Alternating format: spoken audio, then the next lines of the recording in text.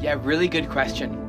So this is something that I've definitely struggled with, wrestled with, and most people who pursue the gift of healing will see lots of good results praying for other people, but when it comes to praying for themselves, and sometimes people that they're close to, they see more mixed results or nothing at all.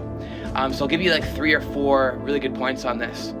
The first one is that faith is not something that you can measure or feel. In Hebrews 11:1, it says that it's the evidence for things unseen. So you're not looking for sensual things, things that you can physically see and touch. What I mean by this is that you see when Peter gets out of the boat when he's walking towards Jesus, he's stepping out, and then he starts to pay attention to the wind and to the waves instead of having his eyes trained on Jesus. So this is very similar. When you're praying for healing, you're not looking at what's happening, what isn't happening. Your eyes are trained on Christ and his promise and what his word says. That is your focus. That's what you're holding fast to. When we start to look at our situation and our circumstance, it becomes very, very difficult. You start to slip quickly. So that's obviously more evident when you're praying for yourself. You're very aware of your own pain, your own problem. When you're praying, it's easy to say, oh, this isn't working. I can feel that this isn't working, right? And then faith is right away subverted and you're no longer in faith. Whereas when you're praying for other people, you don't know where they're at yet with the pain. You don't know what they're feeling. So you're completely in trust and faith, trusting Jesus that he's going to do this for them. The second thing is that we're not privy to everyone's sins, their bad habits, the things that they do.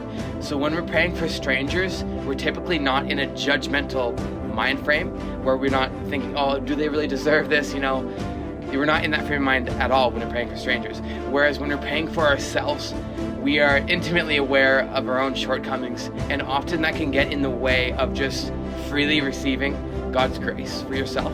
And also when you're praying for people that you know really well, that also can come into play, where you're not praying from a place of just total purity. It's another way that we can get our minds off of Christ and his promise, and we start to think, oh, maybe this isn't happening because of this or because of that.